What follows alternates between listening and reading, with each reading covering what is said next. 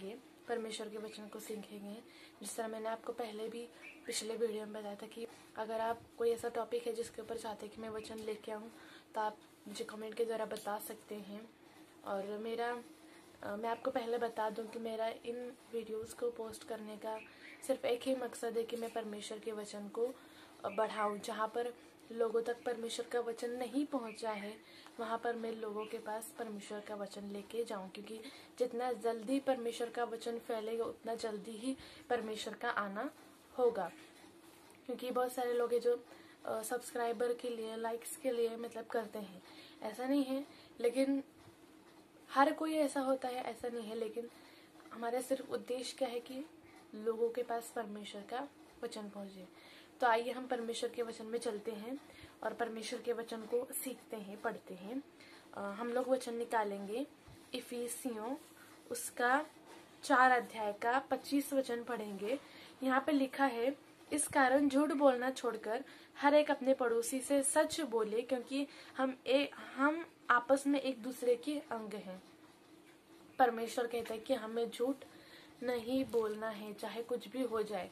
अगर मुझे पता है कि झूठ नहीं बोलना है, अगर फिर भी मैं जानबूझ के झूठ बोल रही हूँ तो परमेश्वर इसके लिए माफ नहीं करेगा, क्योंकि परमेश्वर को झूठ बोलने वाले पसंद नहीं है। क्योंकि ज्योति का फल जो है सत्य है, और हम अगर ज्योति की संतान है, परमेश्वर की संतान है, तो हमेशा हम सच ही बोलेंगे, झूठ नहीं बोलेंगे। क्योंकि परमेश्वर का वचन, नीति वचन उसका 19 अध्याय का 5 वचन में कहता है कि जो झूठा साक्षी है वो निर्दोष नहीं ठहरेगा और ना ही बचेगा। तो अगर सच में हम झूठ बोलेंगे तो हमें जांचना है खुद को, क्या मैं किसी बात में झूठ बोल रही हूँ। फिर ऐसा भी होता है कि हम झूठ किससे बोलते हैं, इंसान से भी बोलते, तो इंसान से तो बोलते ही हैं, परमेश्वर से भी झूठ बोलते हैं। तो जो कोई भी झूठ बोलता है वो निर्दोष नहीं ठहरेगा और ना ही वो बचेगा। जब आने वाले दिन में परमेश्वर अपने लोगों का न्याय करेगा, विश्वासी लोगों का भी और जो अन्य जाति हैं उनका भी, तो वहां पर हम परमेश्वर के सामने निर्दोष नहीं ठहर पाएंगे और उस नरक में आग में जाने से कोई भी व्यक्ति नहीं बच पाएगा, जो व्यक्ति झूठ बोलता है वो। इसलिए हमें झूठ नहीं बोलना है, क्योंकि आगे प्रकाशित वाक्य उसका 22 अध्याय का 14 वचन में भी कहता है कि जो झूठ बोलने वाला व्यक्ति रहता है वो बाहर रहेगा परमेश्वर के राज्य से। अगर सच में कोई चाहता है कि हमें परमेश्वर के राज्य में प्रवेश करूं, परमेश्वर के साथ स्वर्ग में रहूं, तो हमें झूठ नहीं बोलना है। क्योंकि कई बार ऐसा होता है कि हम बड़ी बड़ी गलती के ऊपर ध्यान देते हैं, लेकिन जो छोटी छोटी गलती रहती है उनको हम ध्यान नहीं देते, हम उनको भूल जाते हैं। तो ऐसा हमें नहीं करना है। कई बार ऐसा होता है कि हम भले मूर्ति पूजा नहीं करेंगे, व्यभिचार नहीं करेंगे, लालच नहीं करेंगे, लेकिन जो छोटी छोटी गलतियां हैं जैसा कि झूठ बोलना, गाली देना, ये जो छोटी छोटी गलतियां हैं हम उसको मतलब उसके ऊपर ध्यान नहीं देता और इसकी वजह से हम पाप कर देते हैं। और हम क्या सोचते हैं कि हम तो बहुत मतलब पवित्र जीवन जी रहे हैं, हमारे अंदर कुछ गलती है ही नहीं, लेकिन ऐसा नहीं होता है। परमेश्वर कहते हैं कि हमें झूठ नहीं बोलना है, खुद भी नहीं बोलना है और ना ही दूसरे से बुलवाना है। क्योंकि कई बार ऐसा होता है कि हम खुद तो नहीं बोलते, लेकिन हम दूसरे को बोल देते कि तू बोल दे, लेकिन ऐसा भी नहीं करना है। क्योंकि हम आगे लिखा है परमेश्वर के वचन की हम एक दूसरे के अंग हैं। जिस तरह एक शरीर रहता है उसी तरह हम जो है, हमारे जो भाई बहन है, जो कलीसिया हैं, वो कहें अंग है परमेश्वर का, और परमेश्वर जो है हमारा सिर है। तो जिस तरह अगर हमारे पैर में दर्द होता है या फिर हाथ में दर्द होता है तो क्या हमारे पूरे शरीर को पता चल जाता है? ऐसा नहीं होता कि मेरे हाथ में दर्द हो रहा है मेरे शरीर को पता है ही नहीं, लेकिन किसी भी पार्ट में दर्द हो, कुछ भी प्रॉब्लम हो, पूरे शरीर को पता चल जाता है। उसी तरह हम क्या है, परमेश्वर के अंग हैं। हम बाकी के जो भाई बहन है वो भी हमारे अंग हैं। इसलिए हमें किसी भी भाई बहन से हमें झूठ नहीं बोलना है, हमेशा सच ही बोलना है। कई बार ऐसा होता है कि कुछ लोग झूठी गवाही भी दे देते हैं, फिर वो चाहे कोर्ट में हो चाहे चर्च में हो। तो हमें ऐसा भी नहीं करना है, क्योंकि परमेश्वर की नजर में ऐसा व्यक्ति निर्दोष नहीं ठहरता है। क्योंकि पुराने नियम में अगर हम चलेंगे तो वहाँ पर परमेश्वर ने सीनै पर्वत पर मूसा अपने भविष्यवक्ता अपने मूसा को दास को 10 आज्ञा दी थी। और अगर आप ये वचन पढ़ना चाहते हैं तो निर्गमन उसका 20 अध्याय का 16 वचन में लिखा गया है कि तू झूठी साक्षी न देना या फिर झूठी गवाही मत देना, क्योंकि परमेश्वर को ये पसंद नहीं है। तो परमेश्वर ने जो पुराने नियम में आगे दी थी वही परमेश्वर ने नए नियम में दोहराई है कि हमें झूठ नहीं बोलना है।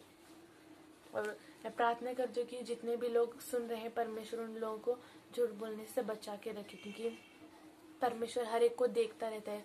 भले समझो ऐसा कई बार कोई व्यक्ति ऐसा सोचता है कि चलो मैं झूठ बोल देती हूँ, मेरे चर्च का पास्टर नहीं देख रहा है, फिर मेरे चर्च के लोग नहीं देख रहे हैं, लेकिन हमारा परमेश्वर की आंखें हर एक के ऊपर लगी रहती है। वो हर एक को देखता रहता है, भले लोग ना देखे लेकिन परमेश्वर देखता रहता है, वो सुनता रहता है। ना वो अंधा है ना वो बहरा है, वो हर एक चीज को, हर एक व्यक्ति को, हर एक हमारे चाल चलन को वो देखता रहता है। क्योंकि वचन संहिता 139 में परमेश्वर का वचन कहता है कि वो हमें हमेशा जांचता रहता है, परखता रहता है, हमारी वो छानबीन करता है कि हम कहीं पे गलत तो नहीं है।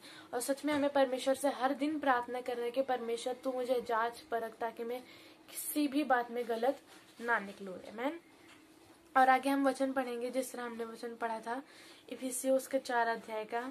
आगे 26 वचन पढ़ेंगे। देखो लिखा है, क्रोध तो करो पर पाप मत करो, सूर्य अस्त होने तक तुम्हारा क्रोध न रहे। परमेश्वर कहता है कि क्रोध तो करो, क्योंकि ऐसा कोई भी व्यक्ति नहीं है जिससे क्रोध, गुस्सा न आता हो। मैं भी हूँ, मुझे भी गुस्सा आता है, आप भी होंगे जो सुनने वाले हैं, हर एक को गुस्सा आता है। लेकिन परमेश्वर कहता है कि ठीक है तुम गुस्सा करो, लेकिन तुम उस गुस्से में पाप मत करो, बल्कि सूर्य अस्त होने तक, यानी कि दिन ढलने तक तुम्हारा क्रोध जो है शांत होना चाहिए। क्योंकि कई बार ऐसे लोग रहते हैं जो किसी व्यक्ति के ऊपर गुस्सा रहते हैं, क्रोधित रहते हैं, और वो थोड़ी देर के लिए नहीं बल्कि 2-3 दिन तक उनका वो गुस्सा बना ही रहता है। लेकिन परमेश्वर को ये नहीं चाहिए। ये गुस्सा परमेश्वर की नजर में ठीक नहीं है। हाँ, हम गुस्सा करेंगे लेकिन थोड़ी देर के लिए, और हमें माफ भी कर देना है। कुछ लोग रहते हैं गुस्से में कुछ भी उल्टा सीधा बोल देते हैं, गाली दे देते हैं, या फिर अपने भाई बहन का दिल दुखा देते हैं। लेकिन ऐसा भी नहीं करना है। जब हम क्रोध तो करना ही नहीं है, और अगर करेंगे तो हमें उसमें कोई भी पाप नहीं करना है।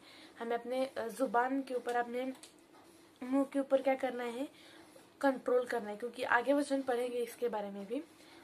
आगे वचन लिखा है 27 वचन अगर हम पढ़ेंगे तो वहां पे लिखा है, और न शैतान को अवसर दो। परमेश्वर कहता है कि हमें शैतान को अवसर नहीं देना है। क्योंकि कई बार ऐसा होता है कि हम जब गलती करते हैं तो शैतान क्या करते, जाके परमेश्वर के ऊपर दोष लगाता है, और हम उस टाइम पे क्या करते हैं, शैतान को अवसर दे देते हैं कि वो परमेश्वर के ऊपर दोष लगाए और हमारे खुद के ऊपर भी दोष लगाए। तो हमें ऐसे कोई भी काम नहीं करना है जिससे शैतान को अवसर मिले। क्योंकि पहला पत्रस में लिखा है कि शैतान जो है वो मुंह फाड़े हुए उस सिंह के समान खड़ा है, कब फाड़ खाए वो इसी ताक में रहता है। तो हमें उसे कोई भी मौका नहीं देना है, बल्कि जिस तरह हम बोलते हैं ना, मौके पे चौका मार दिया, तो ऐसा नहीं होना चाहिए। हम जो भी काम करेंगे वो हमें सावधानी के साथ करना है, चाहे हम कोई भी काम करें। क्योंकि समझो हम किसी से झगड़ा कर रहे हैं या फिर किसी को उल्टा सीधा बोल रहे हैं, तो लोग बोलते हैं ना, क्या तुम्हारे भगवान ने, तुम्हारे परमेश्वर ने क्या तुमको यही सिखाया है? तो वहां पर हमारे ऊपर तो कलंक लगता है, लेकिन हमारे परमेश्वर की भी वहां पे बदनामी होती है, बेइज्जती होती है। तो हमें ऐसा नहीं करना है। हालेलुया। और आगे वचन पढ़ेंगे 28 वचन। देखो लिखा है, चोरी करने वाला फिर चोरी न करे, वरन भले काम करने में अपने हाथों से परिश्रम करे, इसीलिए कि जिसे प्रयोजन हो उसे देने को उसके पास कुछ हो। अभी हम देखते हैं कि परमेश्वर ने पुराने नियम में, जिस तरह मैंने वचन बताया कि मूसा को परमेश्वर ने व्यवस्था दी थी, और वहां पर भी परमेश्वर ने चोरी करने के लिए मना किया है। और यहाँ पर नए नियम में भी परमेश्वर ने चोरी करने के लिए मना किया है। चोरी अभी ऐसा नहीं कि हम कहीं किसी बैंक में डाल के, किसी बैंक में जाके या फिर किसी के घर में जाके हम डाका डाल दे, उनके घर से पैसा, सोना चांदी वगैरह चोरी कर दे। ये तो चोरी है ही, लेकिन कुछ लोग इसी को चोरी समझते हैं। बल्कि अगर हम पुराने नियम में, मलाकी में दशवांश की चोरी के बारे में भी लिखा है कि अगर हम ये भी नहीं देते तो ये भी एक प्रकार की चोरी है।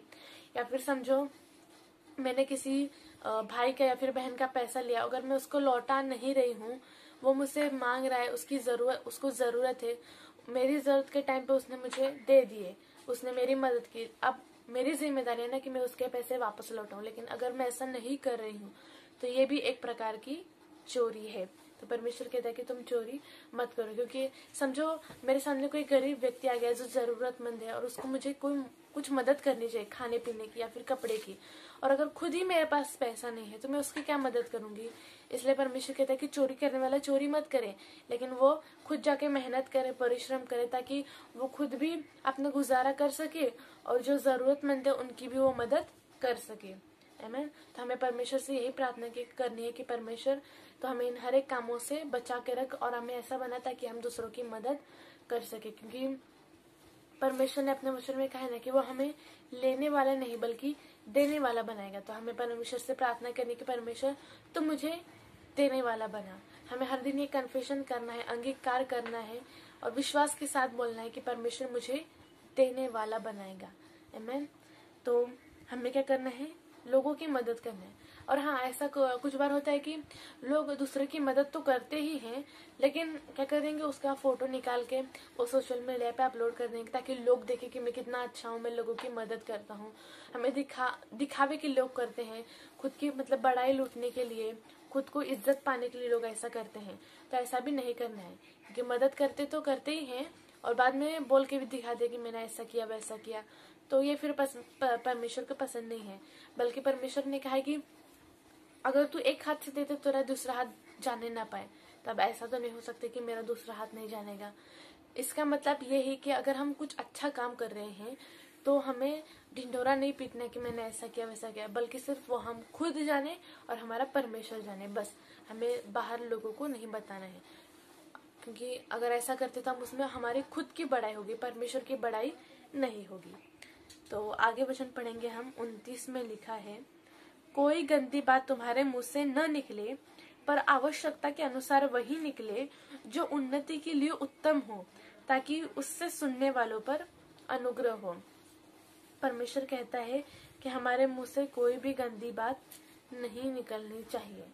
अगर गंदी बात उसमें गाली देना भी आ गया, या फिर हम किसी भाई को या फिर बहन को उल्टा सीधा बोल देते हैं, या फिर बोल देते तू पागल है, मूर्ख है, तो ये भी हमें नहीं बोलना है, क्योंकि इसके बारे में भी परमेश्वर ने पुराने नियम में नहीं, नए नियम में ही वार्निंग दी है। क्योंकि जो व्यक्ति अपने भाई को या फिर बहन को मूर्ख कहता है या फिर निकम्मा कहता है या फिर और भी कुछ कहता है, तो परमेश्वर कहता है कि वो नरक के दंड के योग है और वो उस दंड से बचेगा नहीं।